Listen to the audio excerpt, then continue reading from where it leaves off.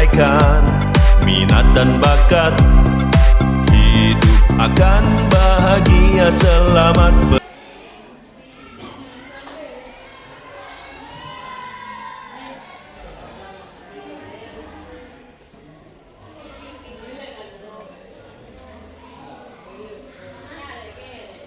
Assalamualaikum warahmatullahi wabarakatuh.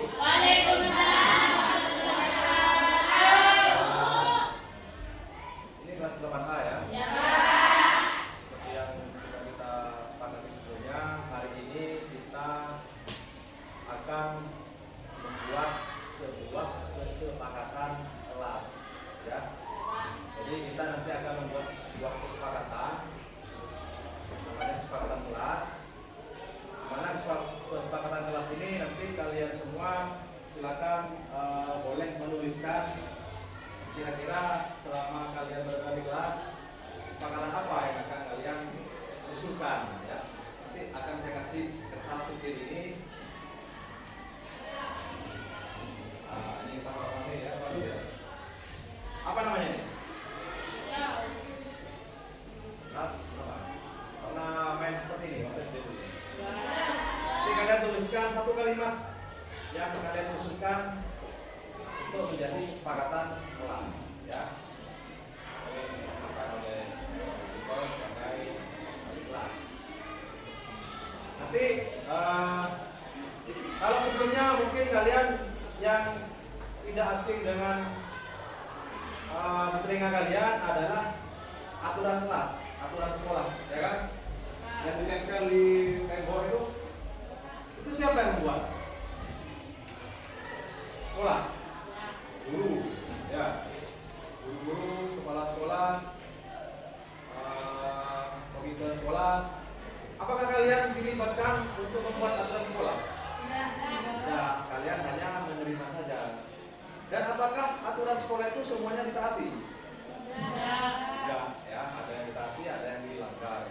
Kenapa? Karena mungkin itu bukan berasal dari usulan kalian sendiri. Nah, kalau kesepakatan kelas ini karena ini yang membuat kalian, maka karena ini berasal dari hati nurani kalian sendiri, berasal dari pikiran kalian sendiri, dan nanti dengan kesepakatan kelas ini kalian akan mengikuti apa yang sudah disepakati, ya. Jadi bedanya kalau aturan begini ya. Kalau aturan itu kan misalnya ada aturan dilarang membuang sampah sembarangan. Ya. Kalau kesepakatan kelas usahakan kalimatnya kalimat yang positif. Bukan ada kata-kata dilarang.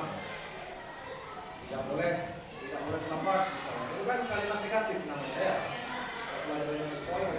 Kalau kalimat positifnya dilarang membuang sampah sembarangan apa? Kalau kalimat positifnya, kalau tidak ada kata dilarang, buanglah sampah. Itu namanya kesepakatan kelas dengan kalimat positif. Ya, jadi tidak ada kata-kata dilarang. Dilarang kan seakan-akan ini, kalau melanggar awas itu aturan.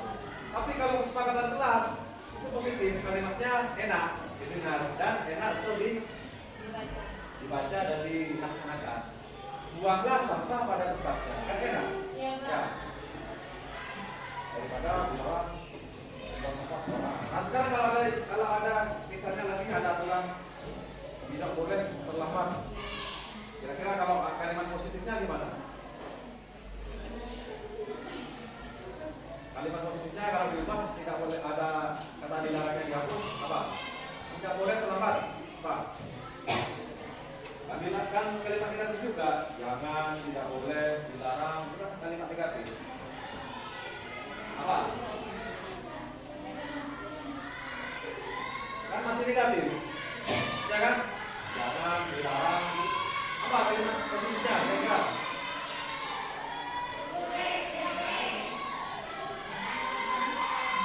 Datang di awal atau datang tepat waktu. Bagus ya. Jadi kan kalimatnya manis. Tidak boleh terlambat. Akan kalau tidak boleh terlambat, seakan-akan kalau terlambat kalian akan dihukum. Tapi kalau datang tepat waktu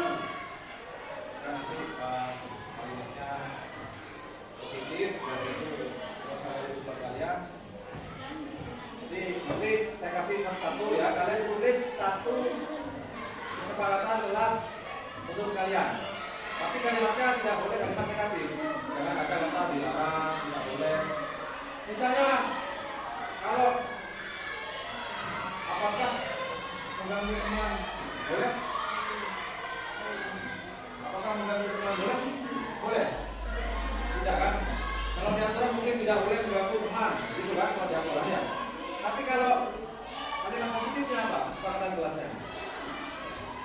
Tidak boleh mengganggu teman. Kalau kita buat kalimat positifnya apa? Misalnya saling mengerti, ya kan? Kalau gunakan menyentuh, mentrik, boleh atau tidak? Sekarang kalian buat kesepakatan kelas, buat kalimat positifnya. Ya, apa? Kalian tulis sendiri di sini ya. Kalau pakai baju, pakai sandal kita ke sekolah, boleh tidak? Kalau aturannya kan tidak boleh pakai sandal. Sekarang kalian buat kalimat positifnya, menjadi sebuah kesepakatan kelas ya. Ini buat satu kalimat yang kalian sepakati untuk ditaati secara bersama ya. Silakan dibagi, boleh kalian tawarkan minta warna apa ya. Jangan pink semua, ini pink semua. Kalau cewek sukanya pink, tapi jangan pink semua. Silakan tulis dengan ballpoint ya. Nulisnya berdasarkan pikiran atau dari hati nurani kalian sendiri ya. Tulis ini aja lah apa? Tulis ini panjang. Silakan. Itu harus berasal dari dalam pikiran kalian sendiri. Kira-kira kesepakatan apa yang kalian usulkan? Contohnya tadi tempatnya. Tapi kalau bisa silakan usulkan yang belum Pak Ilham temukan ya. Coba 5, lihat kalau 5, dilihatkan itu videonya jalan apa? Lihat saja, tak usah dipegang. Jalan. Jalan. Ya. Menitnya jalan.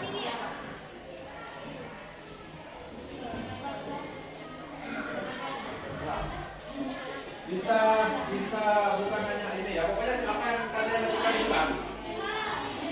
Apa yang kalian lakukan di kelas. Jangan tentang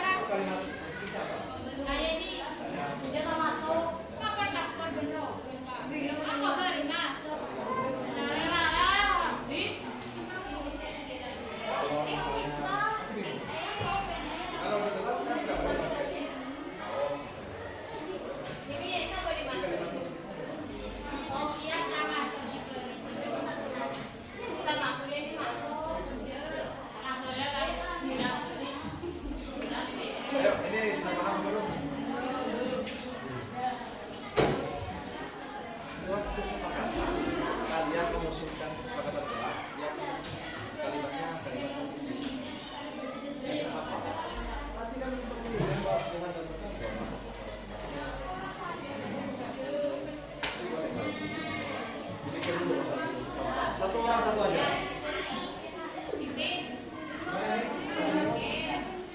Bapak, kalimat positif ada.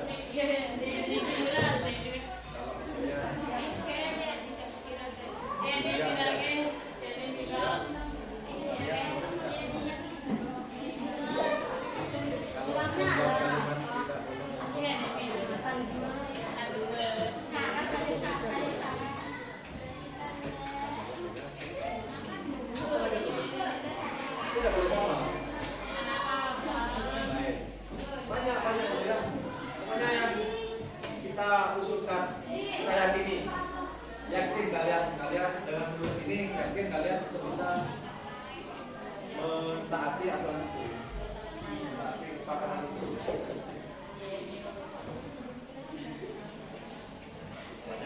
Nanti hasilnya yang sudah ditempel di bapaknya. Sudah ditempel.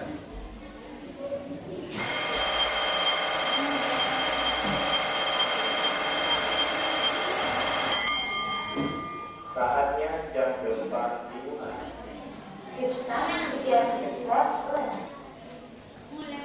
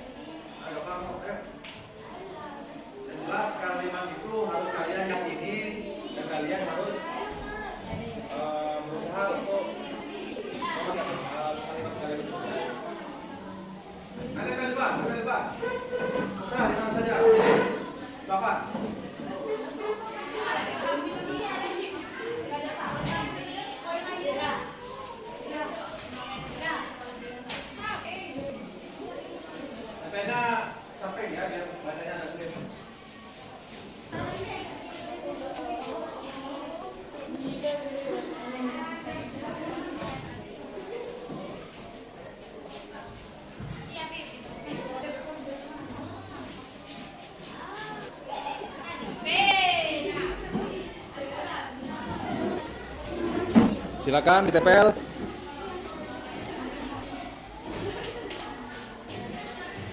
Yang belum, ayo.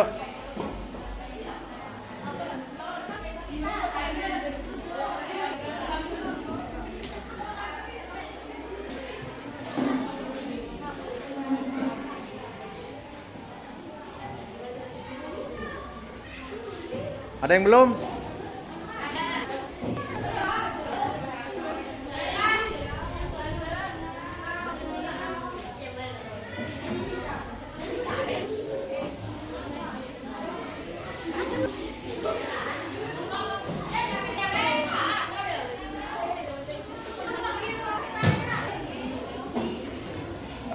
Masih ada yang belum?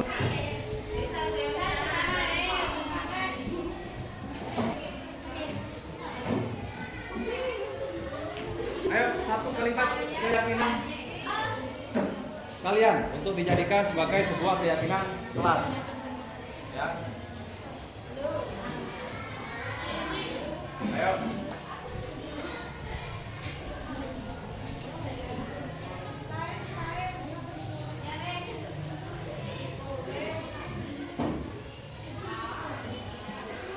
Satu, dua, tiga, empat, lima, enam, tujuh, delapan, sembilan, 10, 11, 12, 13, 14, 16. Ayo, tempel.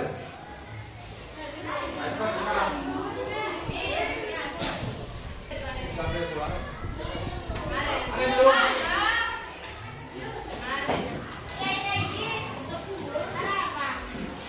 Ayo.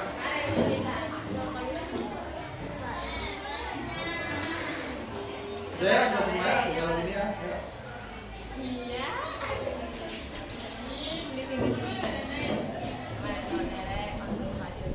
Ya, pas ya. Berarti kamu balik ke tulisnya. Yang ada ininya. Ya. Salim. Kamu tulisnya di sini. Tinggal satu, ayo.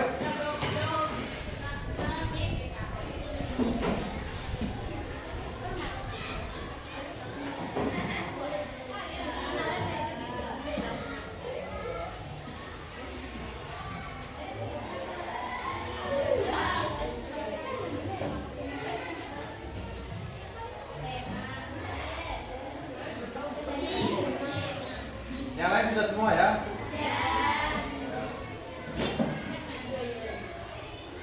Jadi kita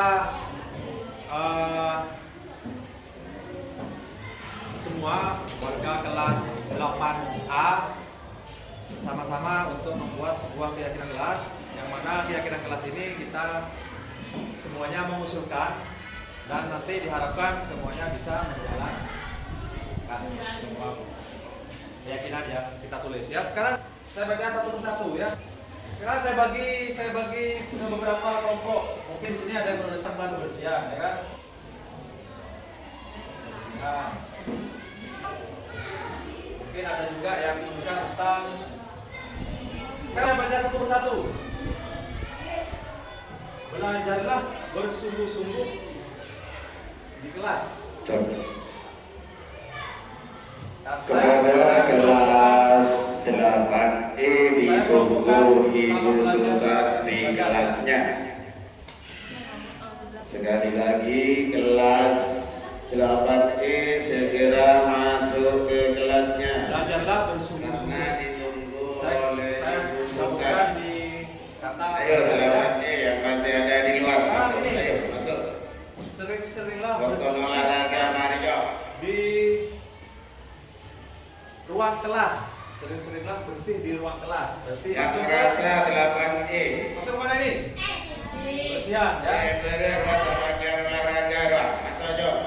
Sekarang ini Masuk. bersihkanlah sampahmu. Nah, ini masuk yang mana? Bersihan. Nah. Berikutnya, pakailah pakaian sesuai harinya. Berarti kalau Senin Selasa pakai pakaian apa? Putih, doker, Rabu, Kamis. Ya, di kelas 1. Berarti Tim, Alif, Mas Alif. seragam ya. Seragam.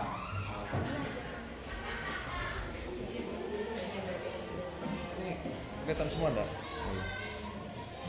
Sekali lagi yang merasa kelas 8E silakan masuk ke kelasnya.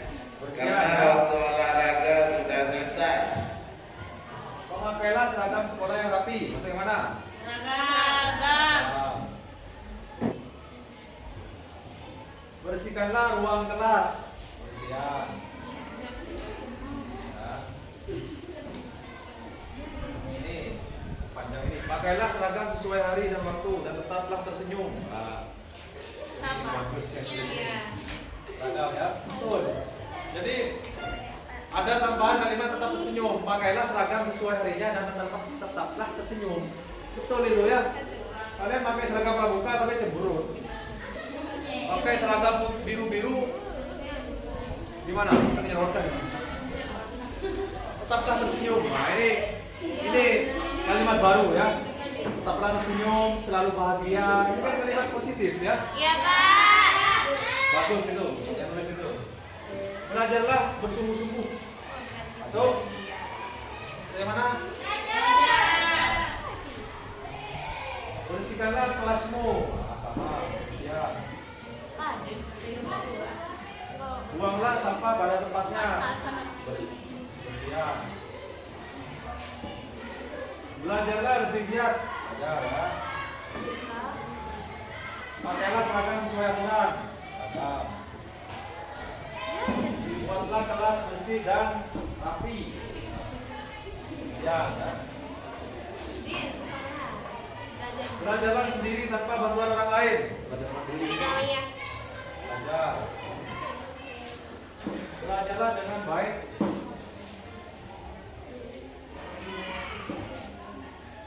Belajarlah dengan giat. Jadi di sini suka belajar ya. Seringlah membantu. Salinglah membantu dengan sesama teman. Jadi ini berarti nilai-nilai sosialnya ya. Nilai sosial. Apa? Seringlah membantu dengan teman, guru, ya kan? Bagus juga. Jadi kita mencerminkan sebagai makhluk Sosial. Kurang dua, bajunya ditaruh di dalam, seperti seragam ya. Kemudian harus buanglah sampah di tempatnya. Ya. Ya, jadi ada empat item di sini yang menjadi kesepakatan kelas kita tentang kebersihan yang paling banyak ini. Belajar ini juga banyak, 5 ada 6. Seragam ada 5 orang. Nilai sosial yang mungkin yang lain tidak terpikirkan, ini dipikirkan oleh si anak ini yang di sini. Salinglah membantu dengan sesama teman. Siapa yang di sini? Duha. Ya, bagus. Jadi Duha ini nilai sosialnya berarti tinggi ya.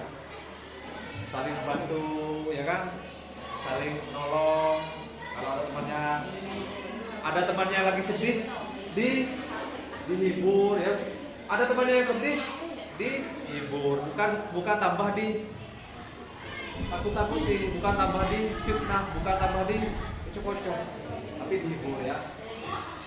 Ya, jadi nanti kesepakatan ini kita buat poster yang besar ya, dijadikan satu bagian, kalimat yang sama nanti kita jadikan satu, itu kemudian bisa dijadikan sebagai kesepakatan dari kelas 8. Nah, nanti kita komunikasi dengan wali kelas ya, dengan wali kelas 8A.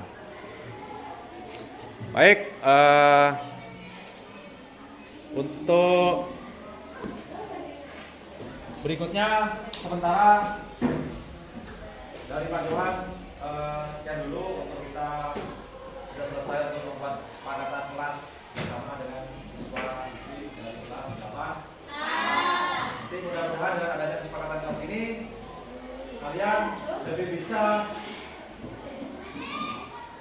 dengan kesadaran dari dalam diri kalian sendiri, tanpa adanya paksaan dari luar, tanpa adanya takut adanya hukuman, kalian bisa menjalankan kesadaran kelas ini dengan ikhlas, dengan sungguh bersungguh-sungguh dengan kesadaran dari dalam diri kalian sendiri. Kalau selama ini kalian mentaati aturan, mungkin alasannya kalian hanya takut untuk mendapatkan hukuman, ya kan? Tidak boleh terlambat, takut disuruh lari. Pakai seragam yang benar karena takut disuruh buka seragamnya, ya kan? Mengerjakan tugas karena takut disuruh post up misalnya. Itu kalau aturan, karena kalian hanya takut dihukum. Tapi kalau kesepakatan kelas, ini karena berasal dari inisiatif kalian sendiri, maka kalian dengan kesadaran dari dalam diri akan mentaati kesepakatan yang sudah dibuat, ya. Baik, semuanya ada yang mau ditanyakan? Sudah ya? Sekian dulu dari Pak Johan. Kurang lebihnya saya mohon maaf. Wabillahi taufiq wal hidayah. Wassalamualaikum warahmatullahi wabarakatuh.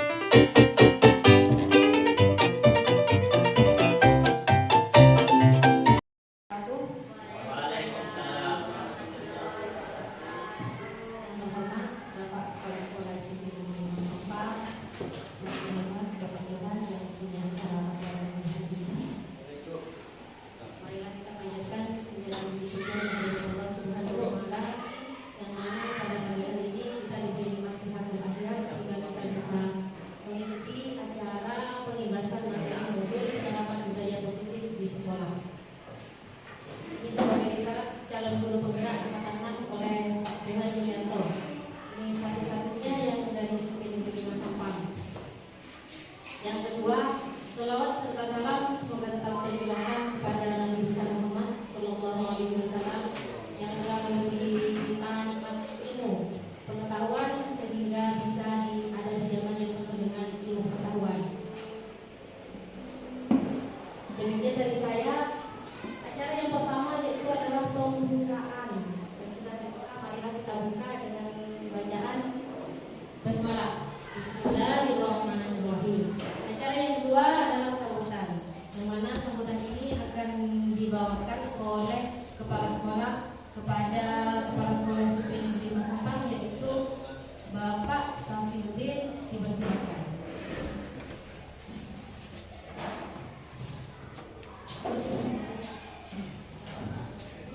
Bismillahirrahmanirrahim. Assalamualaikum warahmatullahi wabarakatuh. Alhamdulillah wa syukurillah bi ni'matillah wa la haula wa la quwwata illa billah. Bapak Ibu yang saya hormati, wali kelas 7, 8 dan 9 yang terlibat pada hari ini, yang saya hormati juga Pak Johan selaku pemateri informasi aksi nyata tentang kreativitas pengembangan budaya positif yang mungkin nanti sebagai bahan bagi kita semua untuk melaksanakan sebuah program.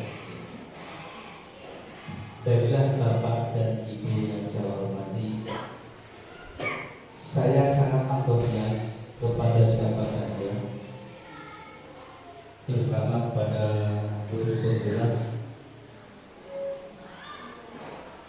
Pada posisi seperti ini merupakan langkah awal bagi kita, sehingga begitu pentingnya budaya positif ini harus kita gali dan kita gali. Kita tahu sepertinya budaya positif ini sudah bukan hal yang baru bagi kita. Didengar oleh kuping kita bukan hal yang baru, dilihat oleh mata kita bukan hal yang baru. Kadang-kala karena sesuatu yang sering kita lihat, kadang-kadang ini terabaikan. Oleh karenanya momen inilah yang disampaikan oleh Pak Johan ini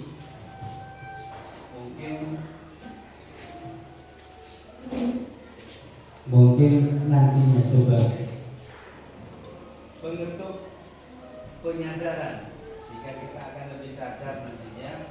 Dengan ini ingat kembali bahwa sesuatu yang positif itu memang positif, bukan yang negatif. Begitu juga yang negatif, tidak mungkin yang positif.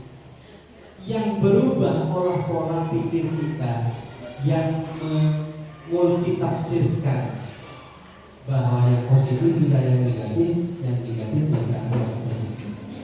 Harapan saya, semua yang nampak ini menghasilkan buah yang positif. Inilah tujuan daripada Pak Johan ini. Sehingga perlu dikembangkan, ditutur-tularkan kepada teman-teman yang lain.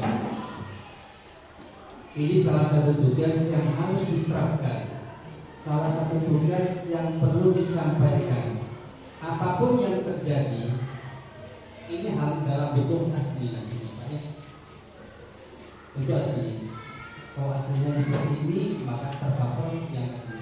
Oleh karena itu, saya mengharap dengan hormat dan sangat kepada Bapak dan Ibu, terutama yang terlibat pada siang hari ini,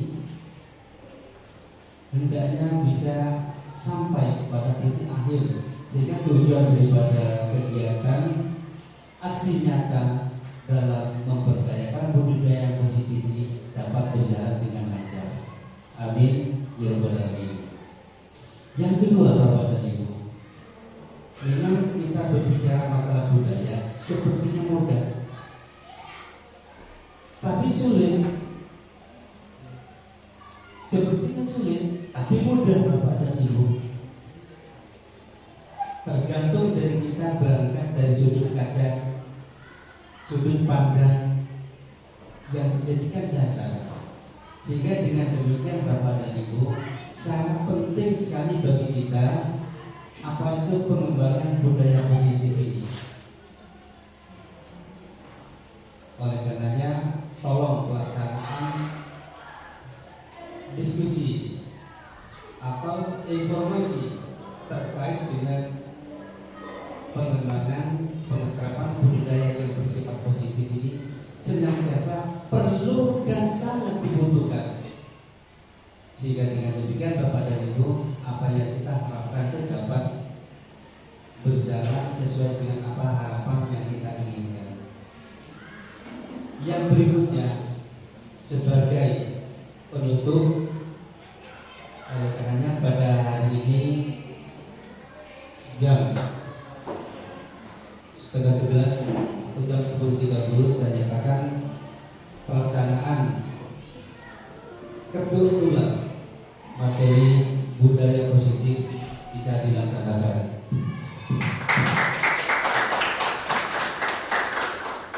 Inilah yang dapat saya sampaikan. Sekali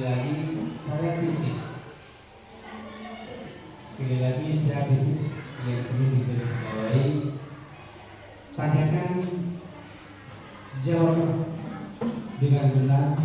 Tanyakan hal yang kurang dipahami sehingga kita paham betul budaya positif itu di mana, sehingga tidak menimbulkan multitafsir. Karena sekarang banyak orang yang begitu pintar, yang positif bisa negatif, yang negatif pun boleh. Paham ya maksud saya? Inilah yang dapat saya sampaikan. Mudah-mudahan kedepannya bisa berjalan dengan lancar. Akhirul kalam, wabillahi taufiq wal hidayah. Wassalamualaikum warahmatullahi wabarakatuh.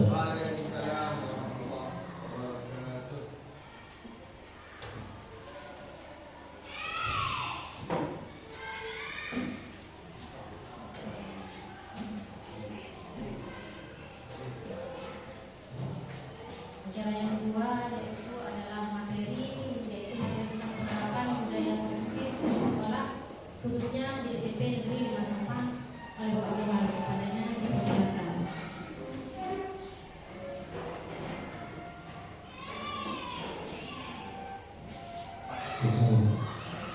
Bapak Ibu saya tinggalkan ya. Karena saya kondisi. Terima kasih Bapak Solon sudah memberikan ruang dan kesempatan bagi saya untuk melakukan pengibasan budaya positif di SPLU 5 Sabang. Yang punya gambarnya itu siapa? Banyak lah. Kalau bisa ya.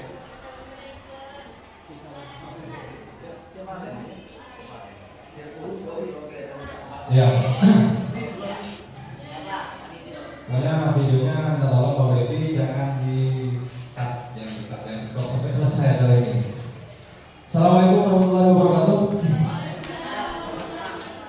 Ya, terima kasih atas waktu dan juga kesempatannya kepada teman-teman semua, Bapak Ibu guru, terutama hari ini yang saya kumpulkan di sini adalah wali kelas dari kelas 7, kelas 8 dan kelas 9. Tadi acara ini sudah dibuka oleh Bapak Kepala Sekolah dan saat ini saya sendiri yang akan melanjutkan materi. Jadi mohon sekitar kurang lebih 1 jam ke depan. Alangkong ya, pamit ya. Menunggu waktu latihan.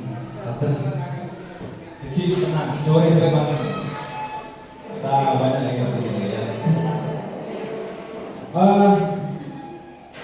Ini adapun tujuan saya untuk pada kesempatan siang hari ini adalah sebagai bentuk pertanggungjawaban saya dalam mengikuti program guru bergerak, yang mana salah satunya materi yang saya bahas kemarin adalah tentang budaya positif, dan saya mendapatkan amanah untuk meneruskan apa yang saya dapatkan kepada rekan-rekan guru, terutama rekan guru yang satu sekolah, baru nanti diibaskan kepada rekan-rekan guru di sekolah lain melalui lembaga, bisa dari FPP dan lain sebagainya.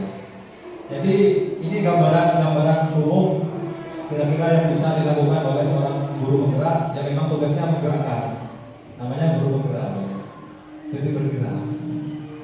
Jadi teman-teman yang lain, karena masih banyak, insya Allah masih banyak kesempatan untuk ikut acara guru penggerak, insya Allah banyak manfaat yang bisa kita ambil dalam program ini, bukan hanya untuk yang PNS atau yang P3K atau istilahnya yang ASN, tapi juga teman-teman PDP banyak manfaat. Mungkin ada yang sudah membaca di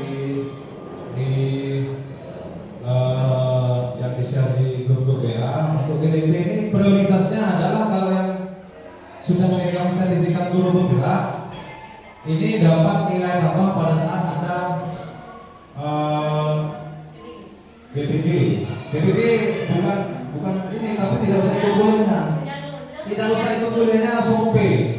Kalau yang P3K yang saya baca itu manfaatnya dapat poin sama seperti kualitas sertifikasi. Jadi bermanfaat sekali. Selain memang manfaat utama terutama adalah ilmu dan pengetahuan tentang keguruan kita ya, tentang profesi kita sebagai seorang guru.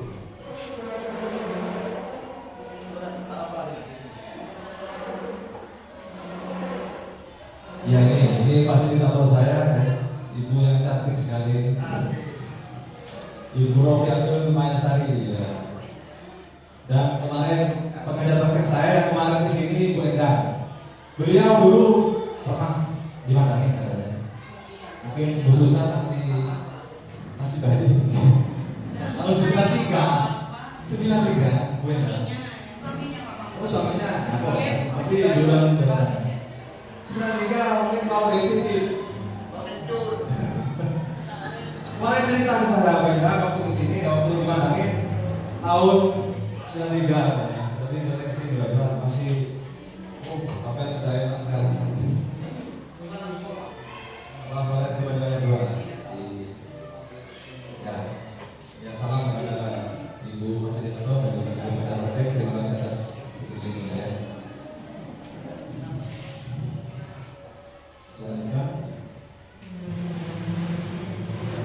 Ya, tujuan pendidikan menurut Ki Hajar Dewantara ya. Jadi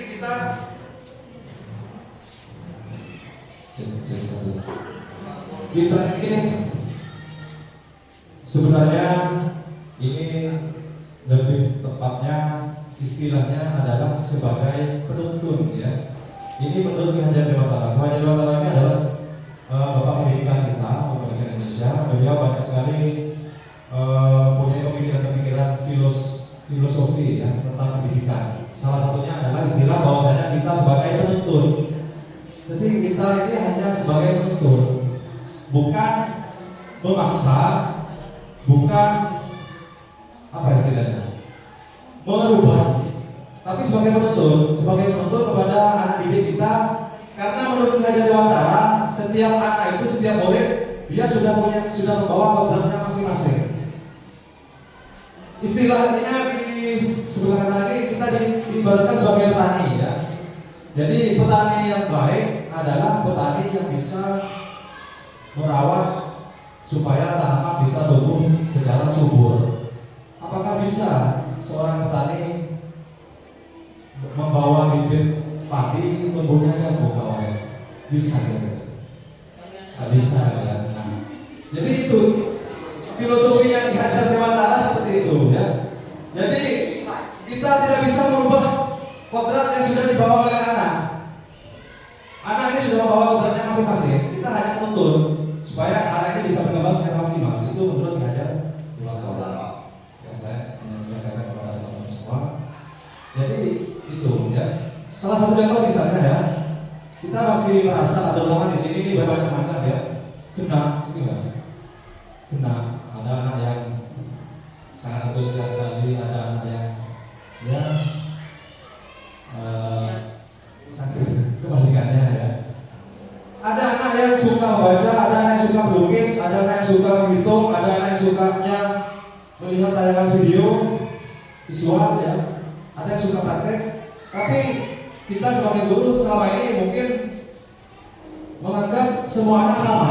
Kita kasih tugas untuk hafal. Padahal tidak semua anak mempunyai keahlian untuk hafal. Misalnya saya sendiri ya, saya mengajar negara ASEAN, negara ASEAN misalnya. Saya buat tugas, silakan menggambar peta ASEAN. Saya kasih tugas seperti itu, pokok rata. Semua anak kasih tugas seperti itu.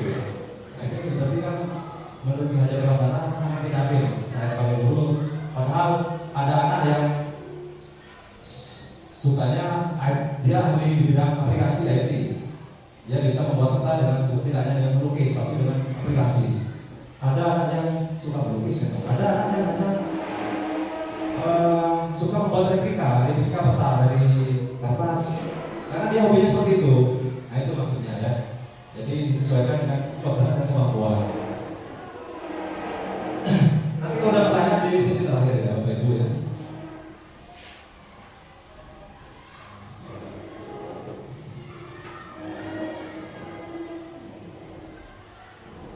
Nah ini poin-poin yang kita bahas nanti.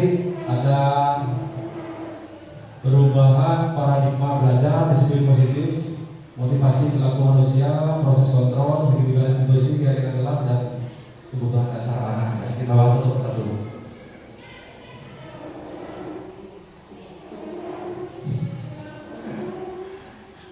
Perubahan paradigma belajar ya. Nah, coba Anda bayangkan bahwa Anda menyimpan sesuatu yang sangat berharga di dalam kempalan tangan Anda. Nah, sekarang saya mau coba ini ya. Coba Bu Eli tangannya himpal gini ya. Sekarang saya minta Pak Wahid ya. Pak Wahid bisa nggak membuka kepala tangannya Bu Eli?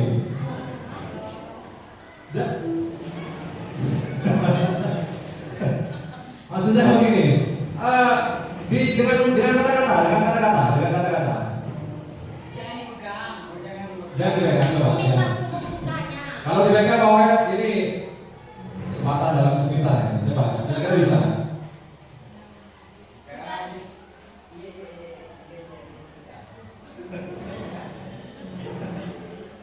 Dengan rayuan. Kalau dibuka. Gimana? Rayuannya Pak Wahid kira-kira berhasil atau tidak ini? Sudah? Dengan cara itu saja Pak Wahid?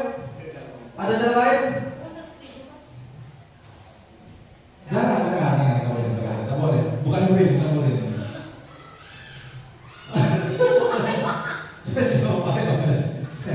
Ya, jadi poinnya gini ya. Poin dari tema ini kita adalah memegang kontrol dari kita sendiri. Jadi sebenarnya faktor eksternal itu tidak bisa untuk merubah atau sangat sulit untuk merubah apa yang dari kontrol kita. Jadi sebenarnya kita bisa berubah kalau pengaruh dari internal, dari dalam kita sendiri.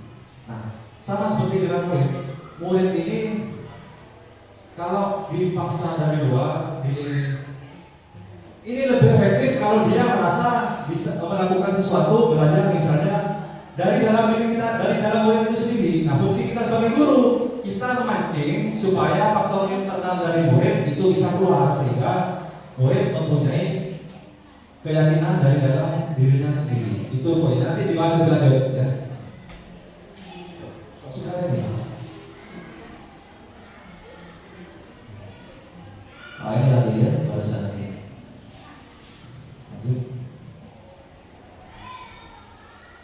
Ini perubahan paradigma belajar. Kalau dari sini kelihatan ya kalau itu saya kelihatan. Tapi cuma dari sini. Bagaimana seorang bisa berubah dari paradigma stimulus respon kepada pendekatan teori kontrol? Ini pendapatnya Stephen Covey. Stimulus respon. Kita mencoba mengubah orang agar berpandangan sama dengan kita. Kalau teori kontrolnya, kita berusaha memahami pandangan orang lain tentang dunia. Kemudian perilaku buruk dilihat sebagai suatu kesalahan. Kalau teori kontrolnya, semua perilaku memiliki tujuan. Berikutnya, orang lain bisa mengontrol saya. Itu menurut teori stimulus respon. Sedangkan teori kontrolnya, Anda tidak bisa mengontrol orang lain ya. Kecuali mungkin kalau misalnya orang yang di ini rapuh ya, artinya faktor internalnya otomatis seperti itu. Ya. Nah, itu nanti bisa dibahas di tanya jawab nanti ya. Pemaksaan ada pada saat bujukan gagal. Tadi sebenarnya Pak Wayan bisa maksa ya, karena Pak Wayan tenaganya lebih kuat daripada Bu Eli, itu bisa dipaksa. Tapi secara teori kontrol, kolaborasi dan konsensus menciptakan pilihan-pilihan baru. Kemudian model berpikir menang atau kalah. Jadi kalau dalam stimulus respon ini pola pikirnya ada yang menang, ada yang kalah. Tapi kalau teori kontrol ini pola berpikirnya semuanya menang. Misalnya tadi Pak Wahid bisa membuka kepandangannya Bu Eli, itu secara teori kontrol semuanya menang. Bu Eli mungkin dapat hadiah, Pak Wahid sukses mencapai misinya ya, untuk membuka. Nah, sekarang ini kita masuk ke disiplin positif ya. Berasal dari bahasa Latin yang artinya disiplina, artinya belajar ya. Menggali potensi menuju sebuah tujuan, apa yang dihargai tujuan dari situ yaitu untuk menjadi orang yang mereka inginkan dan menghargai diri sendiri dengan nilai-nilai yang mereka percaya.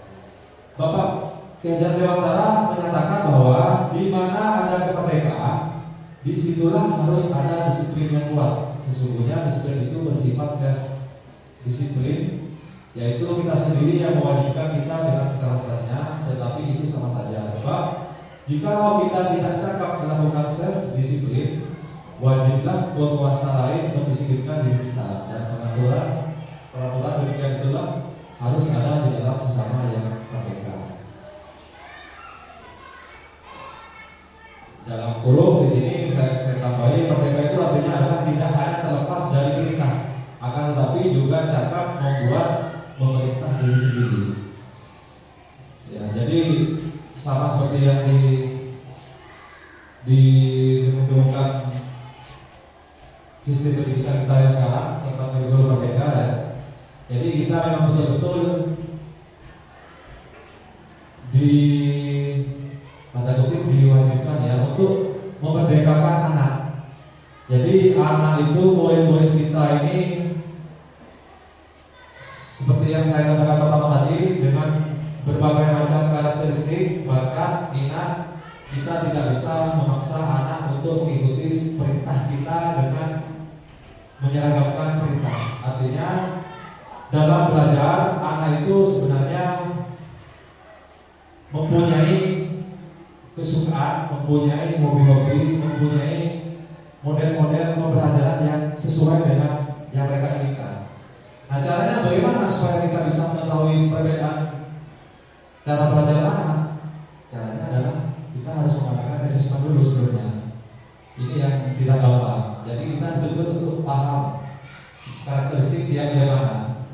Misalnya si Zakaria sukanya belajar di luar, si Amin sukanya baca buku bersama. Jadi seperti itu tuntutan merdeka belajar yang harus kita biasakan mulai saat ini. Karena tahun depan sekolah kita sudah masuk koridor merdeka.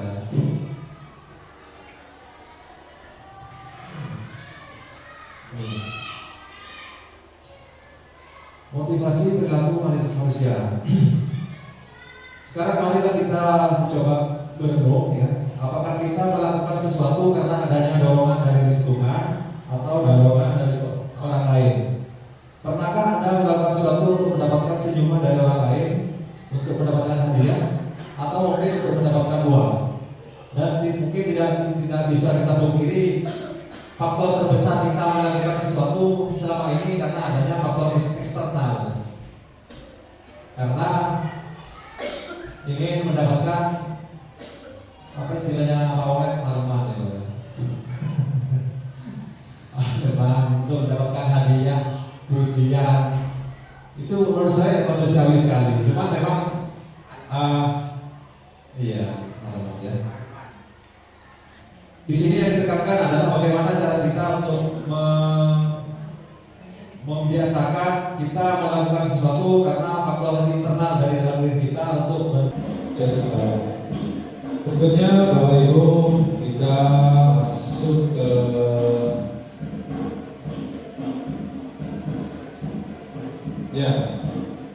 sekarang kita membicarakan tentang hukuman atau konsekuensi. Nah, ini hukuman atau konsekuensi di sini ada beberapa kalimat ya, ada beberapa penjelasan yang untuk membedakan antara hukuman, konsekuensi maupun restitusi. Nah, diharapkan kita nanti peran kita, langkah kita dalam menghadapi atau menangani siswa yang bermasalah, peran kita sebagai restitusi ya, bukan hukuman atau konsekuensi. Di sini sudah saya tuliskan ya Bapak Ibu. Kalau hukuman sesuatu yang menyakitkan harus terjadi ya. Tapi kalau konsekuensi sesuatu itu harus terjadi. Kalau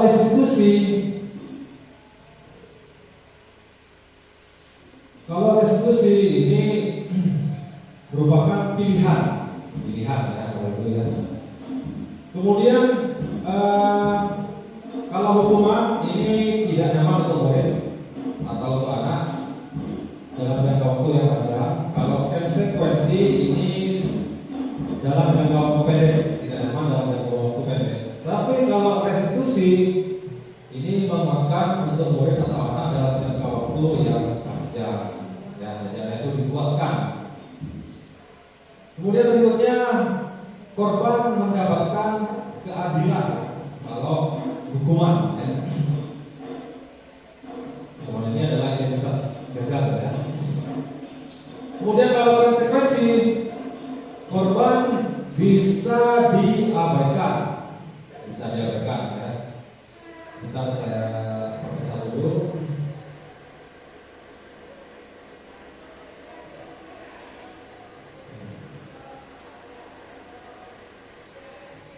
Maaf ya Bapak Ibu.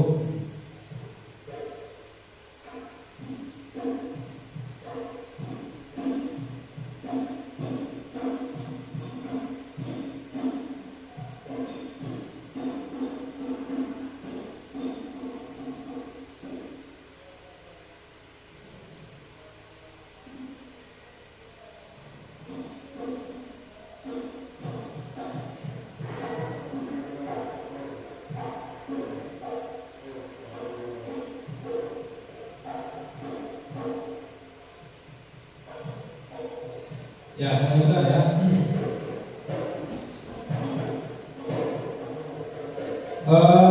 Kalau hukuman ini murid atau anak kita akan merasa tersakiti ya. Kalau kita hukum, kita menyuruh anak untuk berlari 10 kali, 10 keliling lapangan 10 kali, kemudian kita suruh push up. Itu murid kita akan merasa tersakiti ya, merasa capek. Sebenarnya saya sering seperti itu, kasihan juga ya melihat murid kita sampai berkeringat setelah saya suruh untuk push up, berlari. Ini masa lalu saya sebagai guru ya, sering menghukum. Kemudian kalau konsekuensi murid atau anak ini dibuat untuk tidak nyaman, ya. Tapi kalau restitusi, murid atau anak itu mendapatkan penguatan, jadi dia mendapatkan penguatan, jadi supaya timbul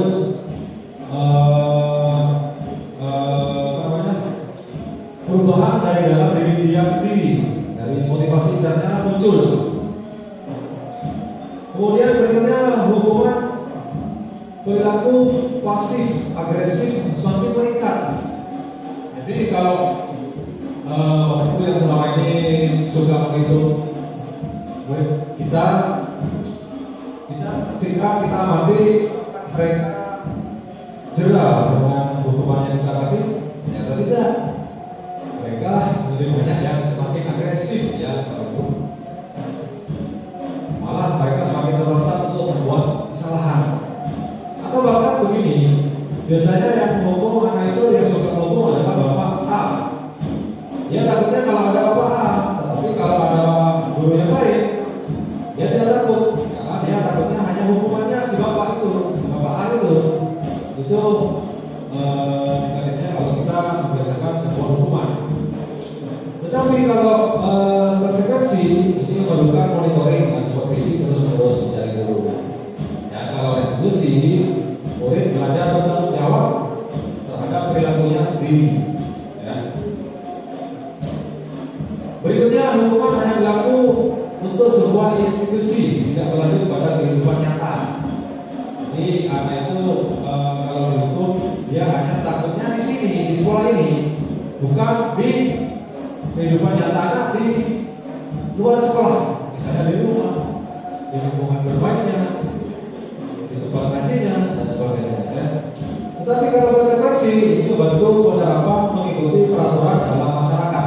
Jadi anak berada di mana saja, ini akan terbiasa terhadap sebuah keyakinan yang sudah melekat dalam diri anak tersebut ya. Dan kalau restitusi ini fokus pada banyak masalah dalam jangka waktu yang panjang. Jadi restitusi ini anak-anak akan muncul pemikiran dari dalam diri, keyakinan dari dalam diri sendiri bahwasanya dia kalau melakukan ini akibatnya akan begitu. Supaya tidak melakukan lagi seharusnya begini. Jadi dia bisa mikir sendiri. Ya. Itu kalau restitusi. Nah sekarang kira-kira apa itu restitusi? Nah di sini saya sudah menuliskan restitusi itu adalah proses menciptakan kondisi bagi murid untuk memperbaiki kesalahan mereka sehingga mereka bisa kembali pada kelompok mereka dengan karakter yang lebih kuat. Ya. Ada ciri-cirinya. Yang pertama, restitusi bukan untuk menebus kesalahan, namun untuk belajar dari kesalahan. Jadi restitusi itu adalah poin pentingnya adalah anak belajar dari kesalahan, sehingga motivasi dari dalam diri sendiri untuk tidak membuat salah lebih besar dibandingkan dia hanya hukuman. Ya. Berikutnya, fungsi atau ciri restitusi adalah memperbaiki hubungan. Jadi misalnya ada perselisihan, kita menanganinya dengan cara restitusi. Hubungan antara dua orang yang berdekat tadi, yang berselisih tadi akan lebih baik. Ya.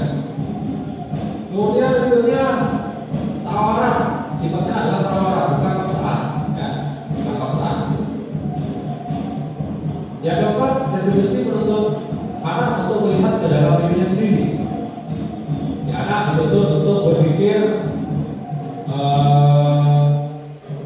merefleksikan dirinya sendiri tentang apa yang selama ini dia lakukan, apakah sudah sesuai dengan norma-norma yang ada, apakah tidak merugikan orang lain. Jadi dia pikirnya dari dalam diri sendiri, bukan karena faktor dari internal eksternal ya. Kemudian restitusi fokus pada solusi. Jadi fokusnya pada solusi, memecahkan masalah, bukan mencari tahu siapa yang salah. Ya, begitu ya. Berikutnya, restitusi mengembalikan murid yang membuat salah pada kelompoknya. Jadi itu yang terakhir. Lanjut tentang keyakinan kelas. Ya. Jadi sekarang karena di sini yang saya kumpulkan adalah Bapak Ibu wali kelas dan 7 dan kelas 9. Jadi di sini saya membuat catatan kecil tentang bagaimana cara kita membuat keyakinan kelas. Kalau yang selama ini terjadi di tiap-tiap kelas itu yang ada adalah peraturan kelas. Jadi mulai besok kita dimulai dari wali kelas berubah aturan-aturan kelas yang mungkin dibuatnya oleh sekolah, oleh kepala sekolah atau oleh guru-guru. Nah sekarang kita ubah menjadi keyakinan kelas. Yang mana keyakinan kelas ini yang membuat adalah warga kelas, bapak, ibu, dan juga melibatkan siswa-siswi kita di kelas. Sekarang saya ada pertanyaan praktik. Mengapa keyakinan kelas? Mengapa tidak peraturan kelas saja? Ada pertanyaan-pertanyaan praktik berikut ini. Mengapa kita memiliki peraturan tentang penggunaan helm pada saat mengendari kendaraan motor? Mungkin jawabannya Bapak Ibu adalah demi keselamatan ya. Pertanyaan kedua, mengapa kita memiliki peraturan tentang penggunaan masker dan mencuci tangan setiap saat? Di sini juga sama mungkin jawabannya ya, demi keselamatan dan kesehatan.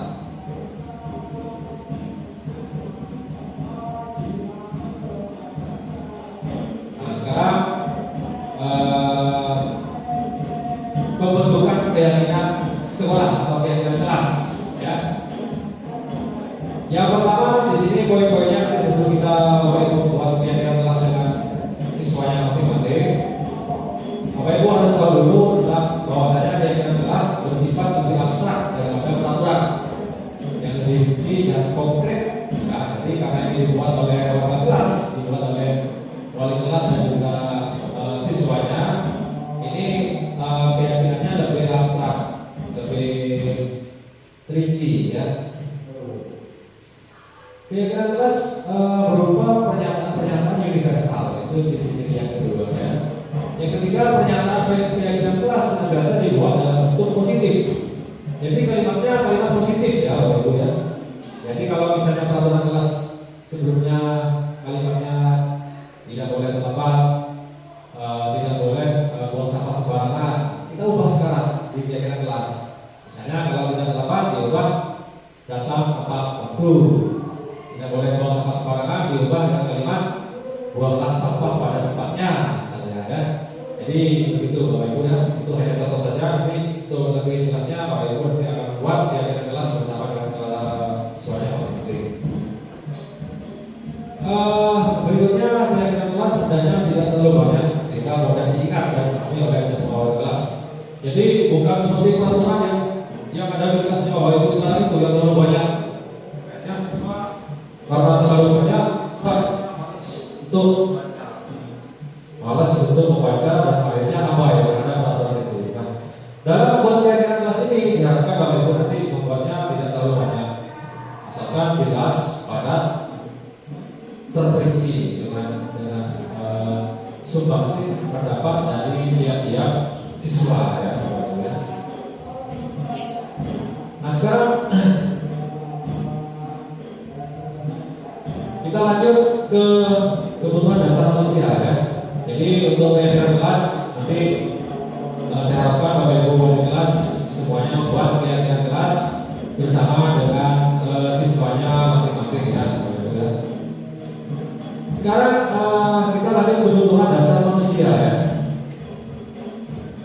Kebutuhan dasar manusia ada 5 kebutuhan dasar manusia ya. Jadi kadang-kadang saya sebagai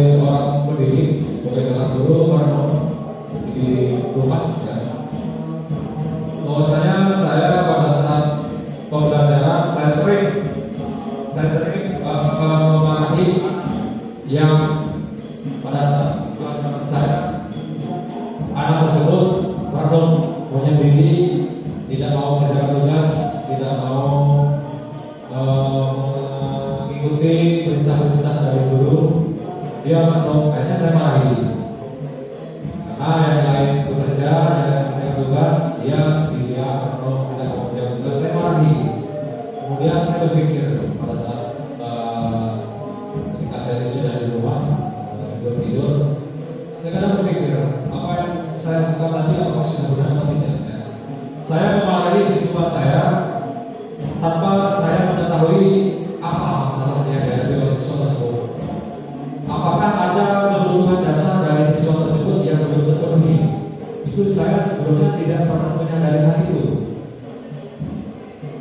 Ternyata setelah saya belajar tentang kebutuhan dasar manusia ini, bahwa saya ada 5 ya, kebutuhan bertahan hidup, kebutuhan penguasaan, kasih sayang dan rasa terima, kemudian kebutuhan fisiologis, kebebasan, kebutuhan, ya. Akhirnya saya mulai sadar dan saya mulai berpikir bahwasanya ternyata anak-anak yang selama ini dia tidak mau mengerjakan tugas ataupun dalam tanda kutip nakal, ternyata mereka ada kebutuhan dasar mereka yang tidak terpenuhi atau belum terpenuhi. Sebagai contoh misalnya kebutuhan rasa kasih sayang dan diterima oleh komunitasnya, itu tidak mereka miliki. Akhirnya apa yang terjadi? Anak akhirnya menjadi minder, merasa kesepian, sendirian, tertekan. Akhirnya apa? Kita guru memberikan tugas kepada mereka, akhirnya mereka malas untuk mengerjakan karena kebutuhan mereka akan kasih sayang itu tidak terpenuhi, ya. Dan juga kebutuhan yang lainnya. Jadi kita sebagai guru mulai sekarang harus paham ya tentang apa saja kebutuhan dasar manusia. Kita harus bisa memahami siswa-siswi kita apakah kebutuhan dasar mereka sudah terpenuhi apa belum, gitu ya.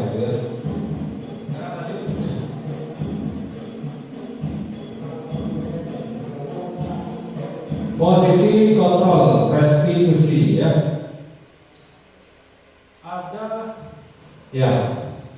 Ada 5 posisi kontrol restitusi kita sebagai seorang guru ya, Bapak Ibu ya.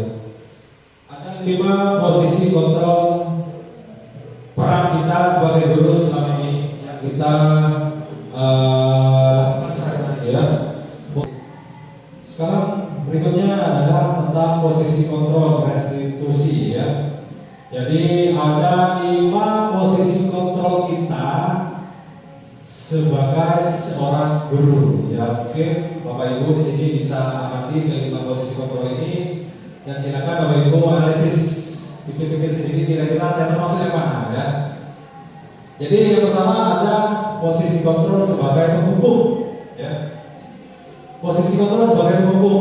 Mungkin di sini saya dan Bapak Ibu wali kelas di sini ini tertawa ya, senyum-senyum sendiri bahwasanya kita di sini lebih banyak memposisikan kita selama ini sebagai penghukum. Terus terang saya juga sering memposisikan saya sebagai seorang penghukum, meskipun kadang-kadang juga saya pernah memposisikan sebagai pembuat rasa bersalah, sebagai teman, sebagai kontrol dan juga sebagai manajer ya. Sekarang kita bahas satu-satu ya. Kalau penghukum jelas. Jadi kalimat-kalimat yang muncul misalnya, awas kamu ya, terlambat lagi. Saya suruh pesan kamu 50 kali. Kemudian ada anak tidak mengerjakan tugas, kamu tidak mengerjakan tugas. Hati-hati nanti ya, kamu akan saya suruh untuk keliling lapangan. Nah, itu posisi kita sebagai penghukum. Kalau pembuat rasa bersalah bagaimana? Kalau pembuat rasa bersalah, lagi, misalnya gini, ada anak tidak mengerjakan tugas. Kemudian saya bilang, ayo nak, kamu kok tidak mengerjakan tugas lagi, nanti bapak kecewa sama kamu, atau mungkin nanti orang tuanya kamu akan marah, orang tuanya kamu akan kecewa kalau kamu selalu seperti ini. Itu anak dengan kata-kata seperti itu, dengan kalimat seperti itu, anak akan merasa posisi kita sebagai membuat rasa bersalah. Sebagai teman beda lagi. Misalnya gini ya, ada pada kalimat misalnya, ayolah bantu bapak ini, ya kamu harus rajin, biar bapak merasa senang sama kamu, biar bapak bisa berikan kamu nilai baik. Nah, misalnya tadi ada kalimat, ayo ingat tidak bantu bapak kemarin, kalau kamu sudah bapak bantu kemarin, sekarang ayolah kamu sekarang harus juga bisa lebih baik lagi. Itu sebagai teman ya. Ada sebagai pemantau ini hanya sekedar tanya saja. Misalnya ada terlambat, hei kamu kenapa terlambat? Kamu tahu tidak peraturan di sini apa? Ya Pak. Nanti kira-kira kalau kamu terlambat, kamu akan disuruh apa? Ya Pak. Itu sebagai pemantau ya. Berikutnya sebagai manajer, nah ini yang betul. Manajer ini posisi yang kita harapkan bisa kita miliki atau kita lakukan di kehidupan sehari-hari sebagai seorang pendidik atau sebagai orang tua ya. Misalnya ada kalimat-kalimat kita sebagai manajer adalah misalnya yang pertama, apakah kamu meyakini kalau perbuatan kamu itu benar misalnya ya? Apakah kamu bisa memperbaikinya kesalahan kamu hari ini? Bagaimana caranya kamu supaya tidak telat lagi? Bagaimana caranya supaya kamu tidak telat lagi? Itu sebagai manajer. Nah, posisi manajer ini langkah-langkah yang pas kaitannya dengan materi kita berikutnya, yaitu segitiga restitusi ya. Nah, segitiga restitusi ini adalah langkah-langkah bagaimana cara kita menangani siswa-siswi yang bermasalah ya, yang membuat pelanggaran. Ada 3 langkah. Yang pertama, menstabilkan identitas. Yang kedua, validasi tindakan yang salah. Yang ketiga, menanyakan keyakinan. Sekarang saya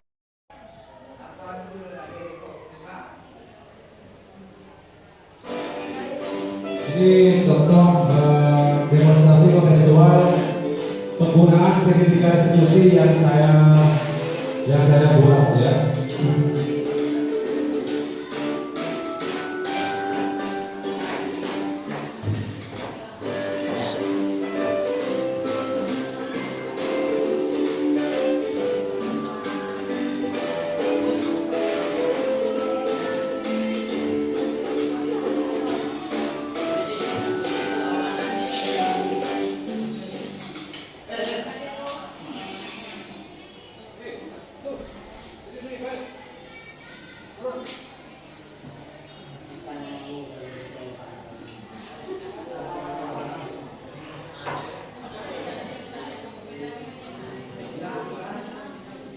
Karena suaranya kurang jelas, nanti saya jelaskan kalimat-kalimat yang saya tampilkan ya.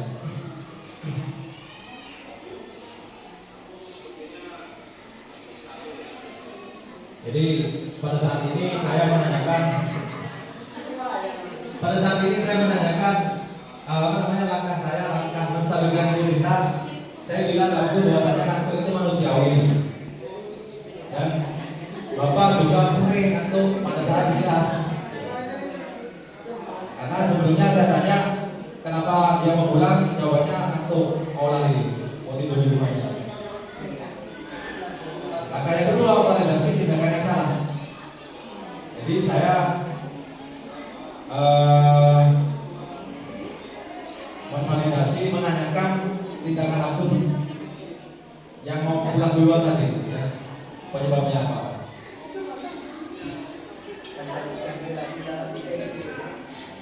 Ini aktornya yang hebat ini.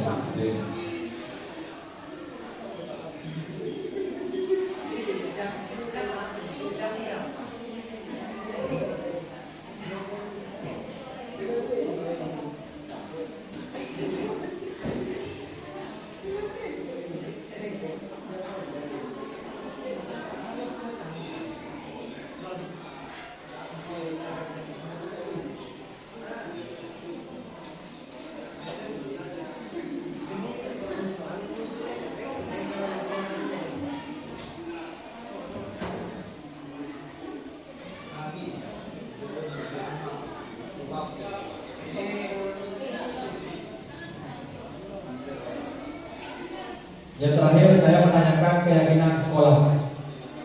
Keyakinan sekolah yang sudah disepakati yaitu bahwasanya mengikuti pelajaran sampai selesai. Ya. Artinya kalau kalimat negatifnya tidak boleh kurang duluan, itu kalimat negatifnya. Dan Abdul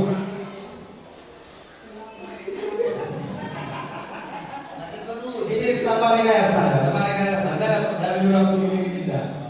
Dia dengan sendirinya.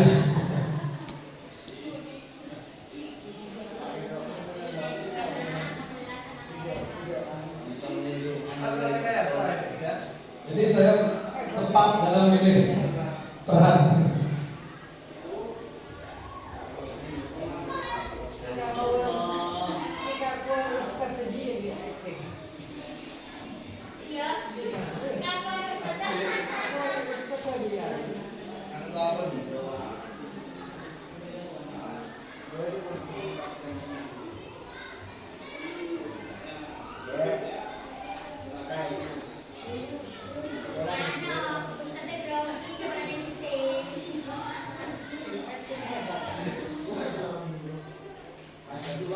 Kasus kedua ya, saya nggak kira bulan.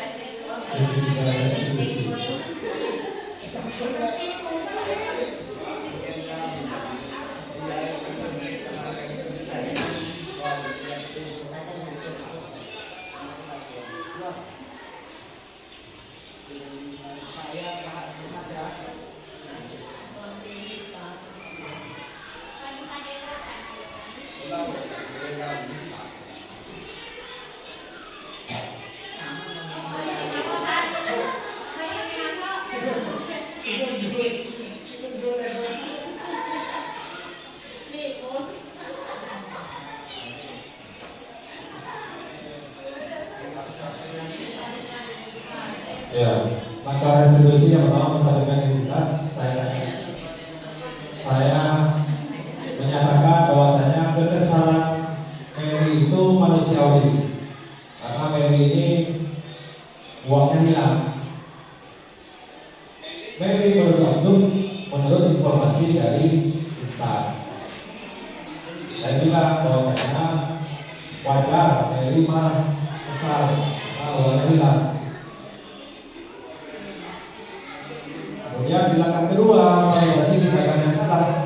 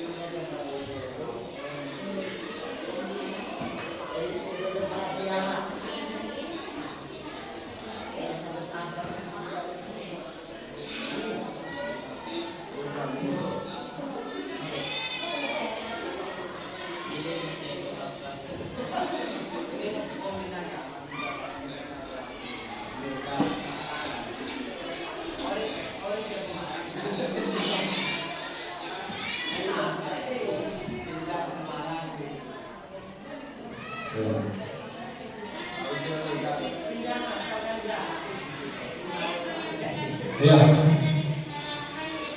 itu jadi saya dulu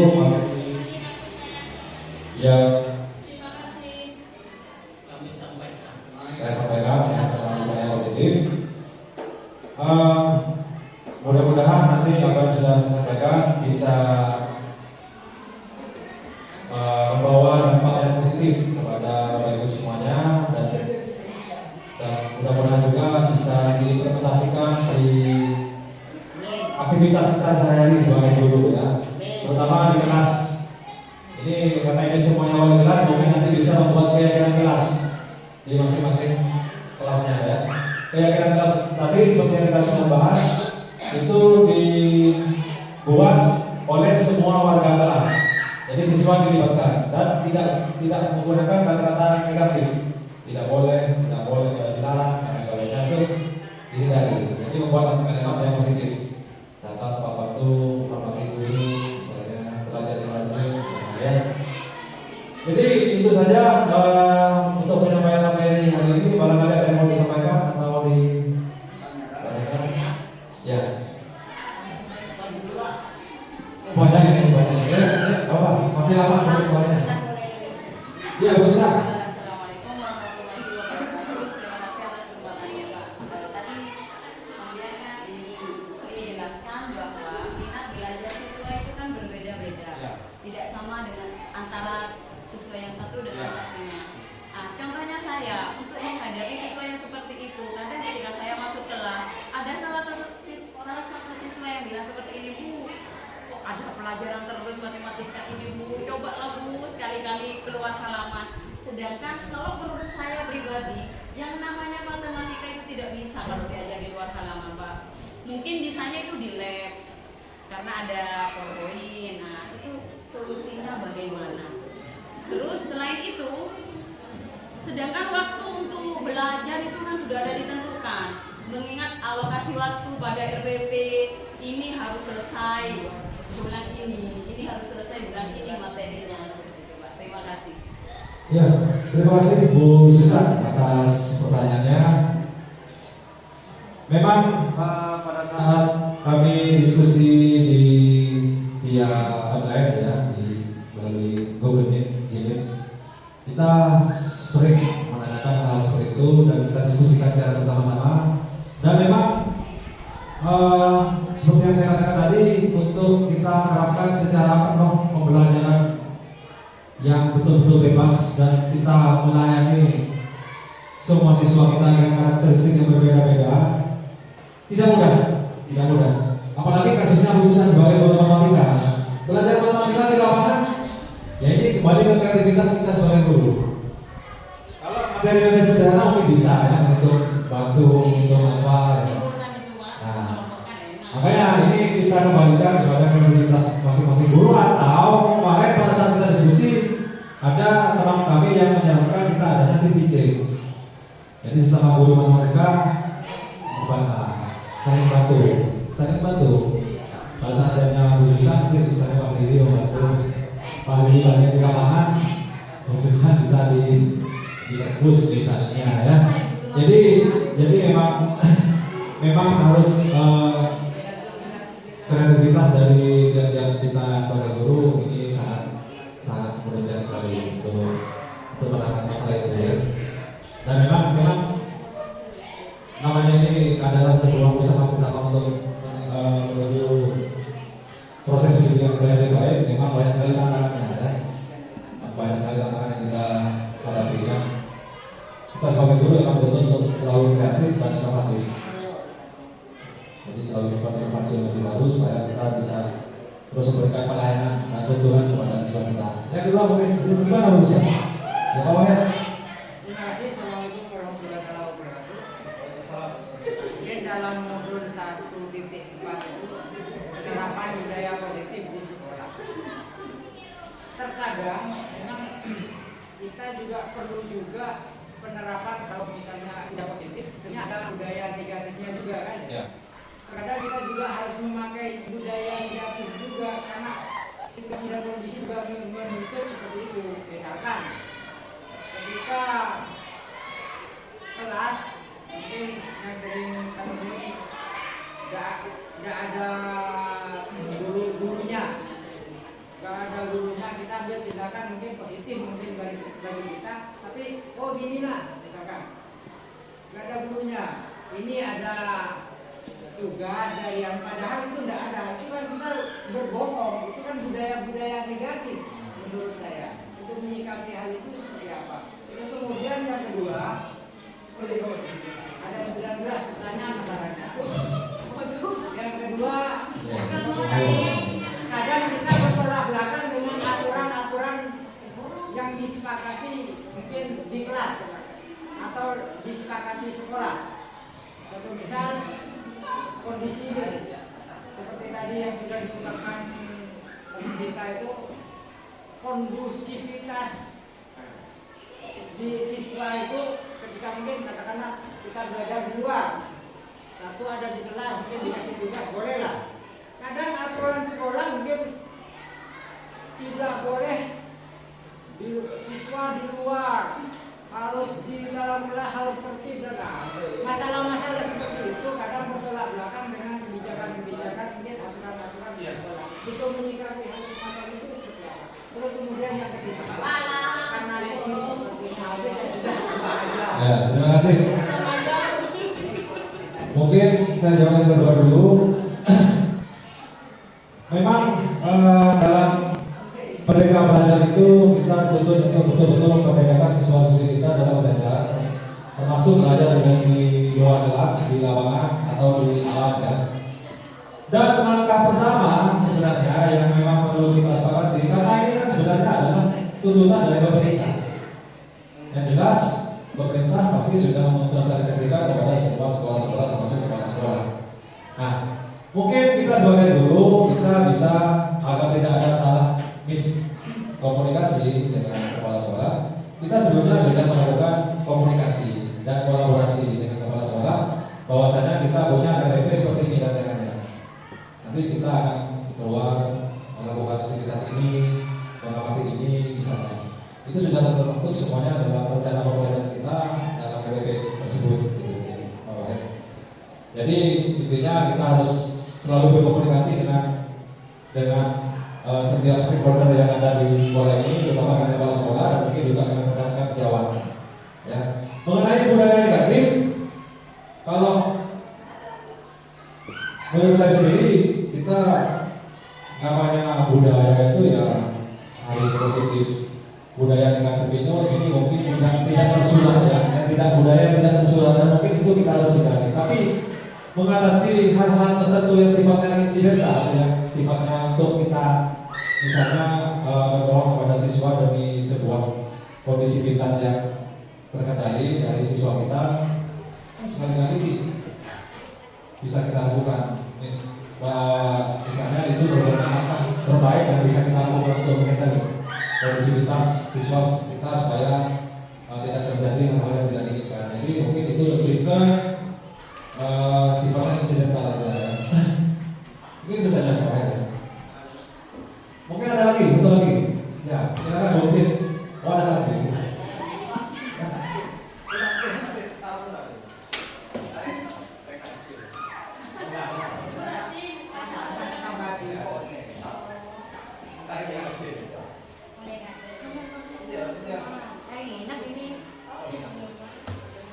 Silakan mungkin. Oh ini, silakan. Oh. Kita diskusi sampai sore apa?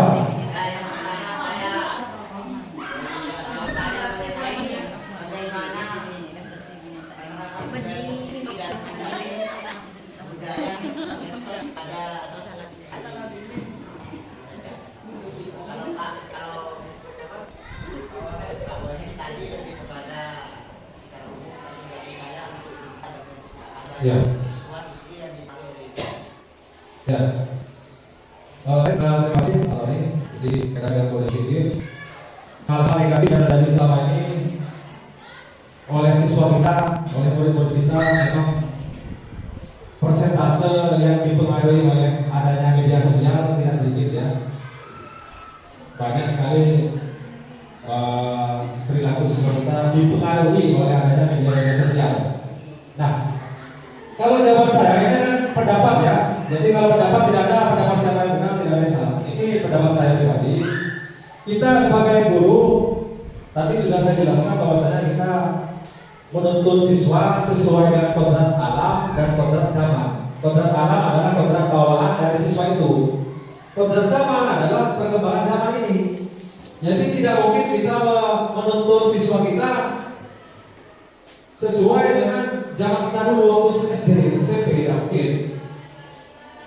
Kita harus menuntut siswa kita sesuai dengan zaman sekarang. Sekarang sudah zaman teknologi lagi, IT, media sosial di mana-mana. Contoh misalnya, dulu kita melarang siswa untuk main TikTok misalnya. Itu saya sendiri tidak setuju. Kalau kita sebagai penuntut yang baik, yang sesuai dengan kodrat alam dan kodrat zaman, kita masuk ke dunianya siswa. Saya masuk ke dunia siswa. Mereka suka TikTok, saya juga bilang mereka bahwasanya padahal juga suka TikTok. Masuk ke dunia mereka, bahkan saya kasih tugas TikTok, tapi TikTok yang pembelajaran negatif. Jadi kita arahkan, bukan kita malah melarang siswa untuk berkembang sesuai dengan kodrat zaman yang sekarang. Tidak mungkin itu malah. Di sini dilarang, tapi di rumah dilakukan. Bahkan mereka melakukannya ke hal-hal yang negatif karena kita larang di sekolah. Tetapi kalau kita masuk ke dunia mereka, kita arahkan siswa untuk menggunakan TikTok ke arah yang positif, nah, mereka akan tahu bahwasanya fungsi TikTok ternyata bukan hanya untuk joget-joget yang seperti itu, ya. Ini sudah contoh saja. Misalnya juga dengan siswa dilarang membawa HP ke sekolah, itu juga saya sangat tidak setuju sekali. Sebenarnya siswa diperbolehkan dengan kita masuk ke dunia mereka, kita kawal. Tapi memang ada sebab atau akibat negatifnya dalam setiap kebijakan, ya. Itu aja dari saya tadi. Barangkali ada tambahan. Sudah terakhir soal Bukti. Asalnya dari sini.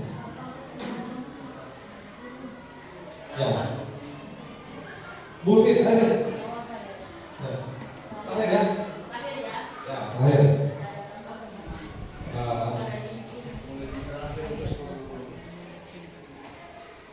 Tadi sudah dijelaskan bahwa karakter anak bakat karakter anak itu berbeda, sama halnya dengan seorang guru, karena seorang guru adalah hasil dari kebijakan perkembangan seorang anak.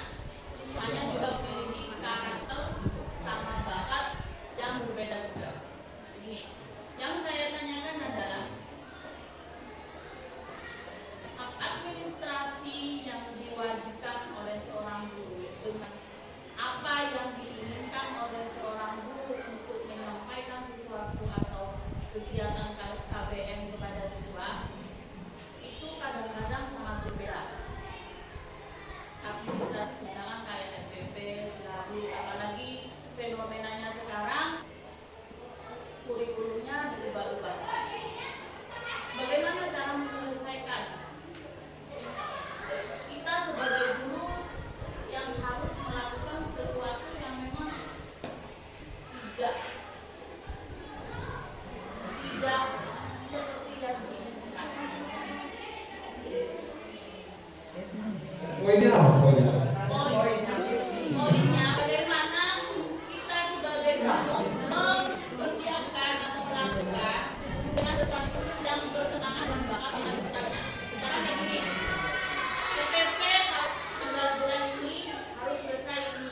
Nah, ternyata kalau kita menerapkan secara langsung kadang-kadang tidak selesai. Nah, itu cara mengatasinya seperti apa? Ya, baik, saya tetap juga ya. Sekarang begini ya. Kalau kita profesi sebagai guru, sebagai pegawai pemerintah ya, di negara, kita memang dituntut untuk ada aturan-aturan yang melekat pada diri kita, termasuk aturan administrasi ya. Itu sudah pasti. Kemudian apabila di suatu kesempatan tidak ada ketidaksamaan ya, antara yang kita tulis di administrasi tadi dengan kenyataannya di lapangan, kalau menurut saya kalau di RPP yang sekarang, kalau saya pribadi ya, RPP yang sekarang itu sebabnya pemerintah, Menteri Pendidikan yang baru ini Mas Nadiem ini cocok sekali kalau menurut saya. Dia tidak mau melibatkan guru dari urusan administrasi, makanya dia membuat RPP satu lembar. Itu poin-poinnya saja yang ditulis. Masalah pengembangan seperti apa di lapangan itu diberi kebebasan kepada kita sebagai guru. Jadi bukan hanya muridnya yang merdeka, tapi gurunya juga diberi kemerdekaan. Itu poin yang saya tangkap dari maksud adanya Merdeka Belajar yang diterapkan oleh Menteri Pendidikan itu. Termasuk dalam poin dalam pembuatan RPP satu lembar itu. Jadi kalau kita baca secara sama, RPP satu lembar isinya apa? Itu saja kan sederhana. Tidak sampai ke langkah-langkah pembelajaran secara konkret satu persatu kan. Tapi di situ Mas Menteri itu memberikan kebebasan kepada kita untuk berekspresi, bermanuver lah di lapangannya, berinovasi, dan sebagainya. Jadi kita diberikan kebebasan untuk mengeksploitasi kita, pembelajaran kita di pembelajaran sebenarnya. Tanpa kita melihat membuat RPP yang sesuai dengan kenyataannya. Karena ini saya bicara dengan RPP yang sederhana yang satu lembar ya. Atau kalau RPP yang Merdeka Belajar ini. Kalau menurut Bapak, pendapat Bapak ya, saya tidak pendapat dengan pimpinan. Kalau misalkan ada sebuah pimpinan bilang pelajarannya tidak sesuai, kurikulumnya tidak selesai seperti ini. Makanya lebih milih mana? Kurikulum yang tidak selesai, tapi anak-anak lebih paham ke satu materi yang sudah diajari. Kurikulum yang selesai, tapi banyak anak-anak yang tidak paham dengan apa yang sudah diajari. Saya dengan tegas memberikan paham.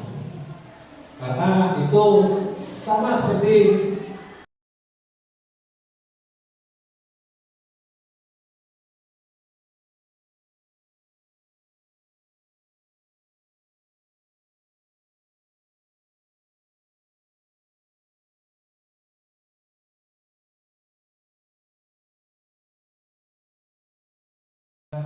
Bu Eli untuk menutup acara ini.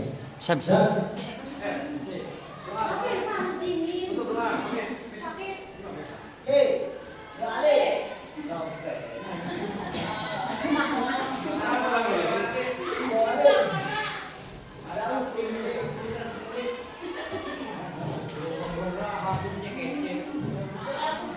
Acara yang ketiga sekaligus penutup akan ditutup dengan doa biar acara ini barokah limbas ya, benar-benar limbas di kita semua. Silakan kepada Bapak Irfan Arifin dipersilakan.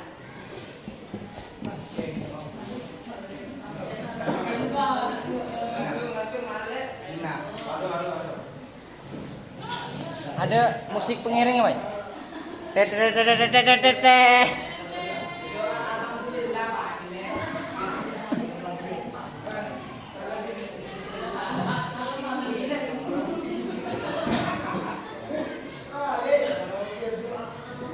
Bismillahirrahmanirrahim. Sebelum dimulai, marilah kita doa terlebih dahulu. Semoga apa yang dilakukan oleh Mr. Johan bisa berkah bermanfaat pada kita semua. Bismillahirrahmanirrahim. Amin. Ya hadirin dan amin dan amin. Hadirin amin dan masih ya Rabbana lakal hamdu kama yanbaghi li jalali wajhika. Allahumma shalli ala sayyidina Muhammad wa ta'ala وحسن خاتمة وصبر اللهم بالكريم وعلى آله وصحبه وسلم وسلم على الإيمان بالله. اللهم اغفر لنا ذنوبنا اللهم اغفر لنا ذنوبنا وكفر عنا سيئاتنا وبوالدنا ومشايخنا ومشايخنا ولكل المسلمين والمسلمات والمؤمنين والمؤمنات الأحياء منهم والأموات. اللهم يسر علينا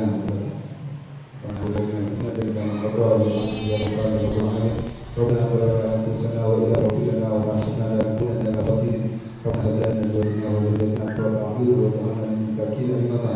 ربنا آتنا في الدنيا حسنة وفي الآخرة حسنة وقنا عذاب النار صلى الله على سيدنا محمد وعلى آله وصحبه وسلم سبحان ربك رب العزة عما يصفون وسلام على المرسلين والحمد لله رب العالمين بأسرار الفاتحة أعوذ بالله من الشيطان الرجيم بسم الله الرحمن الرحيم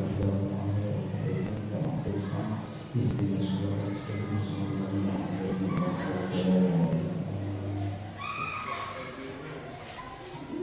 Baik, terima kasih sekali lagi bahasanya. Mohon maaf kalau ada salah kata perbuatan. Saya ini wassalamualaikum warahmatullahi wabarakatuh.